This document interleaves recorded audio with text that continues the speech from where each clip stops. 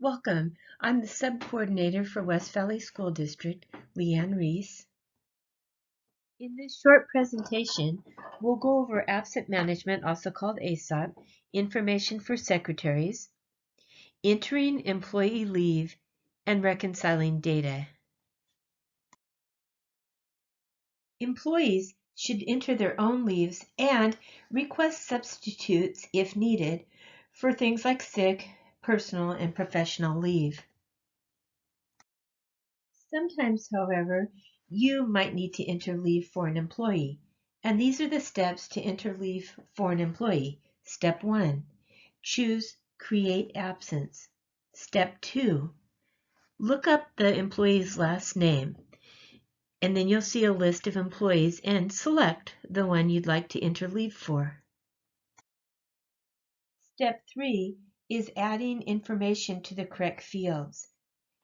So you want to select the correct date and select the absence reason, such as sick or personal. You'll want to select the absence type, such as full day, half day AM, half day PM, or custom time.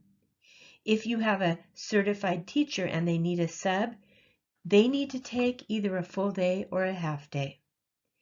You'll also want to select if a substitute is required. So put yes or no, and that's a very important field because if it is yes, but they actually do not need a sub, then the computer system will automatically start calling subs. So you want to make sure that one is entered correctly. Yes, a sub, or no, no sub is needed. I've shown in blue fields that you may need to enter, and one is the accounting code. If the leave is for professional or coaching, you do need to put an accounting code in. And that will be from a drop-down menu, and those will be word codes. So look through it and select the correct code. If the leave is for sick or personal, you don't need to select an accounting code. You also may need to select a sub time, and this would be used when the time that the sub works is different than the leave time for the employee. For example, an employee takes a full day off but only needs a sub for half day PM. Then you need to enter a different sub time. Below that, you'll see notes to the administrator and admin notes. So to the administrator, those notes go to administrator and the employee. And below that, you have notes just for the administrator. And these are very helpful when we're looking or we have to research a leave or we just need more information. Just feel free to put some notes in that might help later. And then below, finally, hit Review and Confirm. Step 4, you hit either Create Absence and Assign Sub or Create Absence. So if you have a situation where you've been told to put an absence in and assign a certain particular sub, then you want to be sure to hit Create Absence and Assign Sub. If accidentally you just hit Create Absence, then the computer system will at random start calling qualified substitutes. So a person could end up with a situation where two subs arrive to the same job. And you wouldn't want that. So if you have a particular sub you are to assign, hit Create Absence and Assign Sub. If, on the other hand, you want the system to start calling qualified subs, or you have an absence where no sub is needed, then just hit Create Absence. And step 5, you're done. It will display your confirmation number. Sometimes you may want to take note of that number.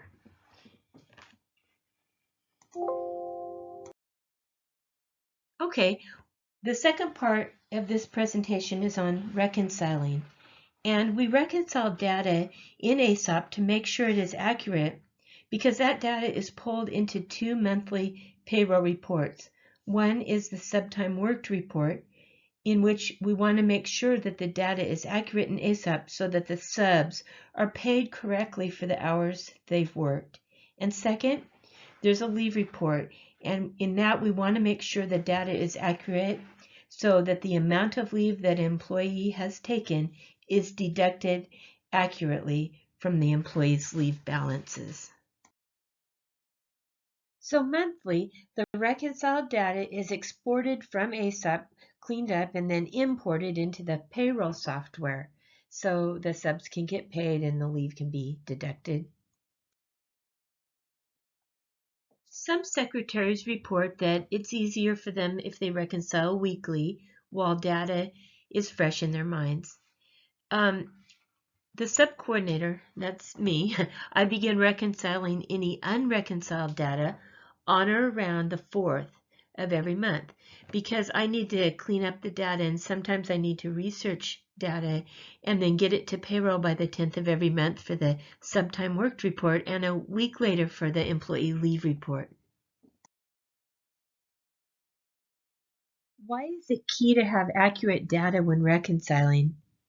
Information entered into the proper fields ensures that we can keep track of employee leave information, and if the leave is for professional leave, the correct account code, the correct word code, ensures that the sub pay is taken from the correct account. And also, correct data just ensures that your substitutes get paid for their work and get paid accurately. When reconciling, there are only 3 absent reasons which require an account code be entered. Otherwise, you can just leave that account code blank. But these 3 reasons, professional leave, coaching athletics, and when you're using a vacancy position, the temporary open position, you will also need to enter an account code. Okay, great, we got this. Let's look at some real-life examples of reconciling. Okay, the first step to reconcile is to go to the right side of the screen. I've circled it in yellow. It says reconcile. And it'll show the number of records you have to reconcile. In this case, it was a little bit big this month. It was 582. And this was mine to reconcile. So if records are not reconciled at the school level, then they're left in my reconcile pile. So I had a lot this month. And it is better for secretaries to do their own reconciling because they know who's come in and out of the door. They're there on site. So if I'm doing this from the central office, I don't have all that knowledge. And sometimes if things need to be researched, it's a little more difficult. So do reconcile, and then my numbers will go down there. Okay, now we'll get into the nitty-gritty of reconciling. So the first example, the first thing to check is, does the employee type match the pay code? Those need to match. So in this case, yes, it's fine, and you can just hit the reconcile button in green there. The second thing to check is, what is the absence reason? If it is sick or personal, or really anything besides professional or coaching or an open vacancy, then it's okay if that's accounting code is blank. Blank means it will display the default. Select one. In this case, this is okay. So it's sick leave and it's going to the default. Select one, that's fine. So go ahead and hit the green reconcile button. Okay, here's an example of one that's incorrect. So you have an absence reason of sick. So that should be blank or just go to that default. But instead, somebody has entered an accounting code, a word code. So just take it out by hitting that down arrow and selecting the default. You'll see down below where it says select one, that's the default. Just change it to that because sick leave should not have an account code. Oh, this is an example of one that's incorrect. The employee type and the pay code in this case do not match. So the employee type is classified, so the pay code needs to be changed to classified because we can't pay a sub who's working for a classified parapro, we cannot pay them a certified teacher wage. So that needs to be changed so those match. This is another one that needs to be changed. So the absence reason is professional. But if you look at the accounting code, you see that it's blank. It's just gone to default. So remember, professional leave needs an account code. So go to that down arrow, click on it, and select the proper account code for that professional leave. Sometimes you'll need to look into it a little bit. In this case, we know that that professional leave was for this, it was called AVID training, so you select that. Here's another example of one that needs to be changed. So this one, the absence reason is professional, but the accounting code has been left blank, and so we need to add an accounting code. So the person responsible for providing the correct account code to an employee is the supervisor who is requesting that the employee go to training. In the case below, the teacher was in something called GLAD training, and the state and federal director provided the teacher with this code, which was a TBIP, Professional Development Teacher Code. So codes cannot be left blank, and it's the responsibility of the supervisor requesting the training to provide the code. In a sense, the word code, you can think about it as the ticket.